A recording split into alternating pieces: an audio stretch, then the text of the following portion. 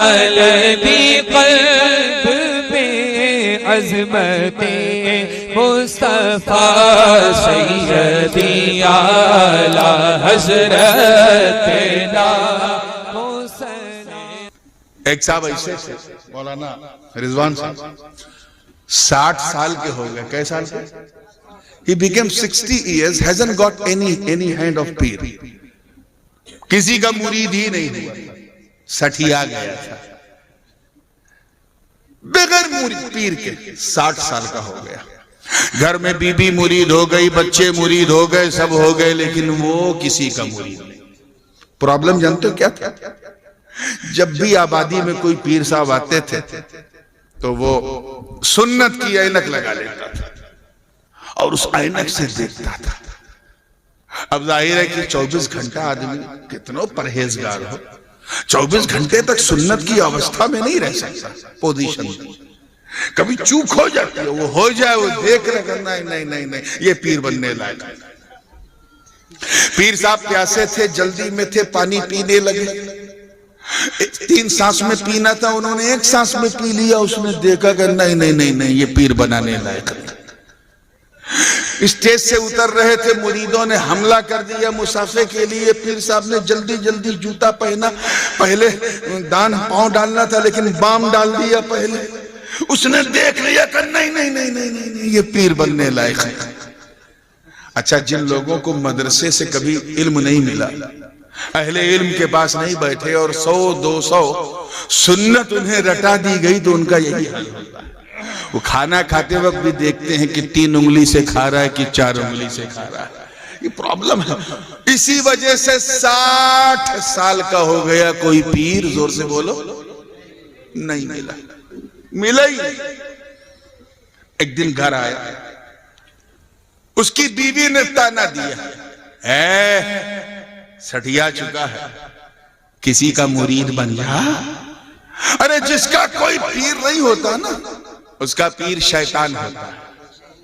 उसने कहा, हाँ ये बात तो तूने सही की, मगर अभी कहां मैं मरने वाला हूं, कोई अच्छा पीर दिखे तो मैं हो जाऊंगा। कहीं नहीं, कैसी बात करता है, जिंदगी कभी कोई भरोसा। मैं तो पीर की मुरीद हो चुकी हूं, मैदान कयामत में मैं उसके पीछे पीछे जाऊंगी, तू शैतान के पीछे जाना।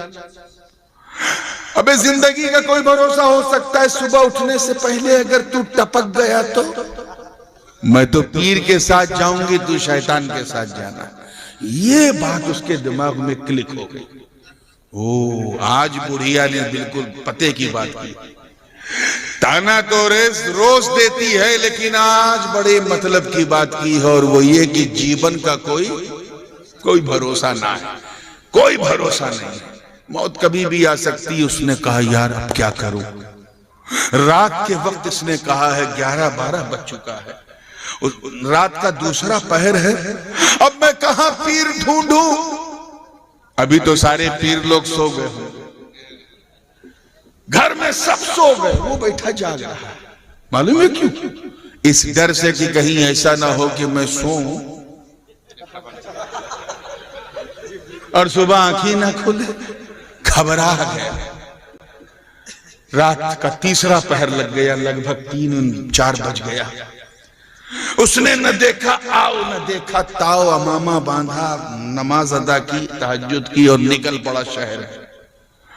और शहर के मेन दरवाजे पर पहुंच गया और उसने कहा, अल्लाह से एक वादा लिया, ए अल्लाह, मैं अभी तक इस तलाश में था कि कोई मुझे पीर मिल जाए, पीर मिल जाए, आज तक नहीं मिला। आज मेरी बीवी ने मेरी आंख खोल दी। अब मैं तुझसे वादा करता हूं कि मैं यहां बैठा हूं, इस गेट से, दरवाजे से जो इंसान सबसे पहले निकलेगा, मैं उसे अपना पीर बना लूंगा। चाहे जो हो, मैं उसे अपना पीर बना लूंगा। इत्तेफाक से देखो कि चोरों की टोली आ रही थी, रॉबर्स की, चोरों की टोली, और जो चोरों का सरदार था वो सबसे आगे आगे। जैसे ही उसने गेट क्रॉस किया, शहर में एंट्री की, उस मुरीद को अपना वादा याद आया। उसने देखा पहला आदमी ये है, चेहरा छुपाए है, तो उसने न देखा आओ न देखा ताओ, लपका पांव पकड़ा और कहा पीर साहब। अब वो चोर ऊपर से नीचे देख रहा है, मैं पीर साहब? क्या भाई, लोग दिन में चढ़ाते हैं, तूने रात में चढ़ा लिया क्या? तुझे मैं पीर दिख रहा हूं? कहा तुम ही मेरे पीर हो। ऐसे जबरदस्ती पीर हो? कि मैंने अल्लाह से वादा किया था कि जो इंसान पहले निकलेगा मैं उसे अपना पीर बना लूंगा। तू निकला, मैं समझ गया तू आया नहीं, तुझे मेरे मौला ने मेरे लिए भेजा। यार देख, मेरे साथी आगे निकल गए, तूने मुझे पकड़ रखा है, हमें एक टारगेट पे जाके चोरी करनी, मुझे जाने दे। मुरीद कह रहे हजरत पहले मुरीद करो तब जाने। कैसी बात कर रहा हूं मैं तुझे मुरीद करूं? मैं खुद किसी का मुरीद नहीं, तेरा पीर कैसे? कहीं तुम जो भी हो, मैंने तो तुझे अपना सनम मान लिया, मैंने तो तुझको अपना सनम मान लिया। अब एकदम छोड़ने को तैयार। बस हजरत आपको कौन रोकेगा, आप जहां चाहो जाओ, लेकिन पहले मुरीद करो। अब उसने जब देखा कि एकदम छोड़ नहीं रहा, उसने कहा देख तू नेक इंसान मालूम होता है। चोर बोला तू नेक इंसान मालूम होता है, मेरे चक्कर में मत फंस। मैं बहुत बड़ा चोर हूं, डाकू हूं, रॉबर हूं, फसादी हूं, आतंकवादी हूं, खूनी हूं, मर्डरर हूं। अपनी बुराई किया, अपनी हकीकत बयान किया, ये सोचा कि मैं बोलूंगा तो छोड़ देगा। उसने क्या किया, और टाइट पकड़ा। कहे पीर साहब अब तो मैं और नहीं छोड़ूंगा। क्यों? क्योंकि जितने पीर आते हैं वो खुद अपनी तारीफ करते हैं या दूसरों से करवाते हैं। तू पहला पीर है जो अपनी बुराई कर रहा है। मैं समझ गया सब नकली, तू असली। उसने कहा अरे ये क्या, ये तो रॉन्ग नंबर लग गया है। मैंने अपनी बुराई की थी कि छोड़ देगा, ये तो और पकड़ा।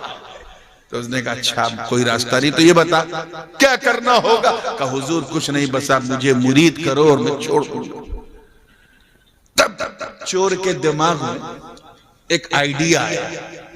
अच्छा मैं तेरा पीर? जी हुजूर। तू मेरा मुरीद? जी हुजूर। तो तुझे मालूम है पीर का आदेश मानना जरूरी है? जी हुजूर जानता हूं। तो सुन, मेरा आदेश ये है कि मुझे छोड़ दे। वो भी बहुत तेज था मुरीद ने गए हजरत गर्दन मांगा होता तो खुदा की कसम काट के कदमों में रख देता। ये आदेश नहीं मानूंगा, 60 साल के बाद मिले। अब कोई रास्ता नहीं था, कोई रास्ता नहीं था। तो उसने कहा अच्छा ठीक है, अब तो मेरे सारे साथी बहुत दूर निकल गए, चलिए सामने एक घर है, यहां खूब लंगर बढ़ता है, बड़े बहुत बड़े सेठ का घर है, चल अंदर चलते हैं। मैं तेरे सामने चोरी करूंगा, तुझे यकीन दिलाऊंगा कि मैं चोर हूं, उसके बाद भी अगर यकीन नहीं आया तो तुझे मुरीद बनाऊंगा। उसने बोला बनाओगे ना? हाँ बिल्कुल बनाऊंगा। चलो ठीक है। अंदर जैसे ही दरवाजे की दहलीज पे पहुंचे तो चोर के मन में थोड़ा एहसास नदामत भी था। उसने कहा देख चोरी करना गुनाह है, क्या है, और अगर रोकने पे कंट्रोल है तो देखना भी गुनाह। तो तू फोकट में बिला वजह देख के गुनहगार बनेगा। तू यहीं बैठ, यहीं बाहर दहलीज पे बैठ, मैं अंदर जाऊंगा, चोरी करूंगा, चोरी का माल तुझे दिखाऊंगा, फिर भी यकीन ना हुआ तो मुरीद बनाऊंगा। कब बनाओगे ना? हाँ बिल्कुल बनाऊंगा। चोर अंदर गए, घर में अंधेरा, घटाटोप अंधेरा। वो हमारे यूपी की जबान में कहते हैं ना टापक टोइया, हाथ पैर ऐसे ऐसे मारा, कुछ मिल जाए।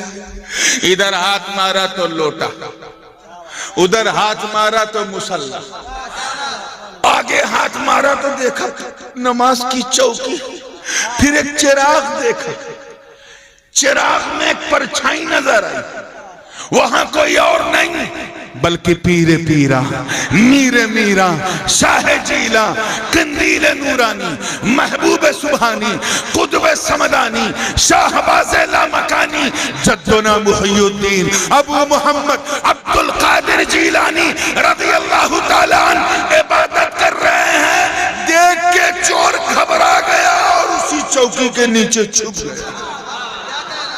छुप गया। इसी दरमियान हजरत ख्वाजा खिज़्र की आमद हुई। फरमाया, ऐ अब्दुल कादिर जीलानी, फला मकाम पे एक कुतुब का इंतकाल हो गया है, अब्दाल का। सुबह का सूरज निकलने से पहले किसी को अब्दाल नामजद करना है, क्या हुक्म है, किसे वली बनाया जाए? अरे गौरीपुर वालों, मेरे गौस की करामत और सखावत देखो। फरमाते हैं, ऐ ख्वाजा खिज़्र, इधर उधर जाने की जरूरत नहीं है। एक चोर आया, एक चोर आया, चौकी के नीचे छुपा हुआ है, बड़ी देर से हाथ पैर मार रहा है, उसे कुछ मिला नहीं। अगर वो खाली हाथ गया तो बगदाद की गलियों में शोर मचाएगा कि अब्दुल कादिर जीलानी के घर गया, मुझे कुछ नहीं मिला, लोग मेरी सखावत को ताना देंगे। इसलिए मैंने फैसला कर लिया है, इसी चोर को वली बना दिया जाए।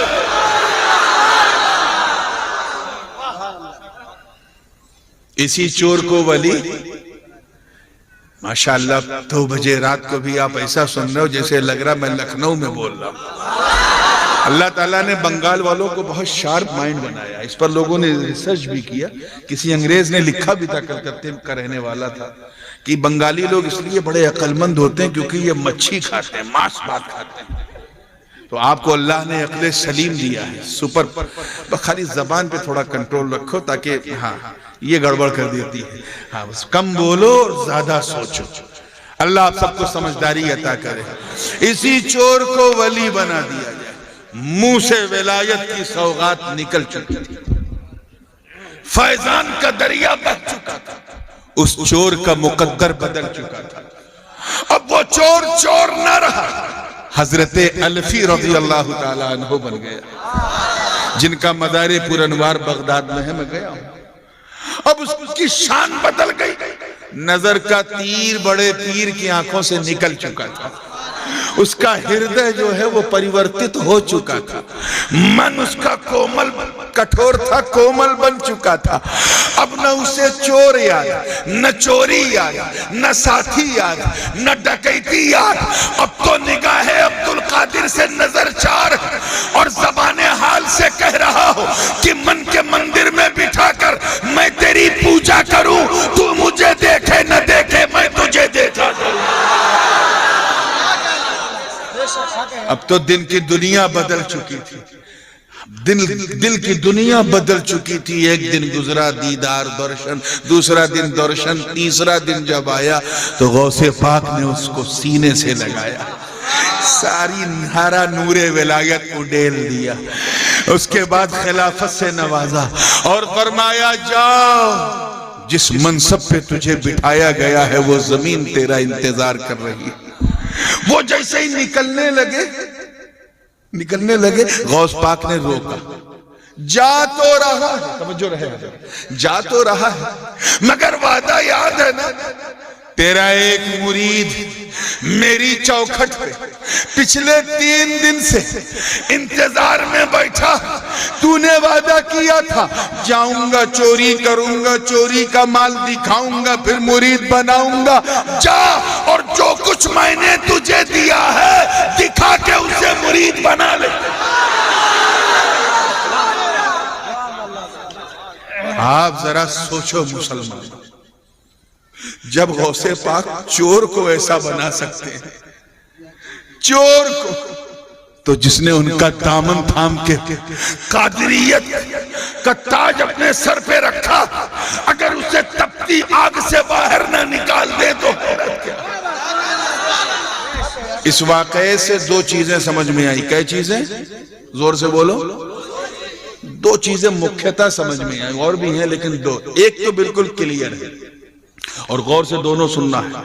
एक तो बिल्कुल क्लियर है कि अगर पीर कामिल हो, महान हो, कामिल हो, क्या हो, जोर से बोलो, कामिल हो, तो चोर को वली बना दे, मुरीद को वली बना दे।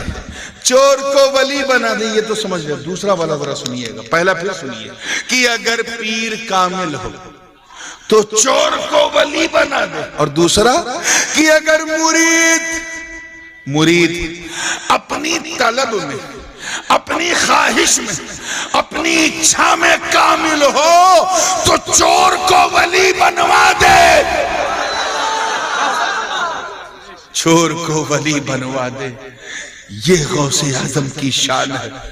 कौन? अब्दुल कादिर जीलानी।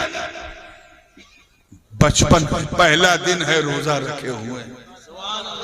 कौन? अब्दुल कादिर जीलानी।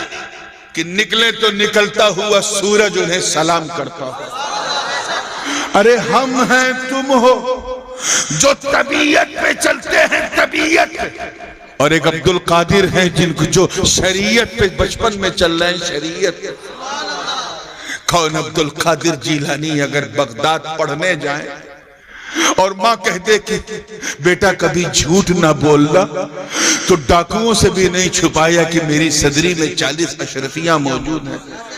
कौन? अब्दुल कादिर जीलानी कि अगर नाना अब्दुल्ला सोमई डंडा लेके दौड़ाए और आप किसी कब्रिस्तान से गुजरे और कह दें कि मुर्दों उठो, नाना आ रहे हैं, तो पूरा कब्रिस्तान खाली हो जाए। कौन? अब्दुल कादिर जीलानी। कहत में सहरा में मुरीद प्यासे थे, सरकार ने आसमान की तरफ सर उठाया, सिर्फ उठाया, ऐसा पानी बरसा कि पूरे इलाके में बाढ़ आ गई।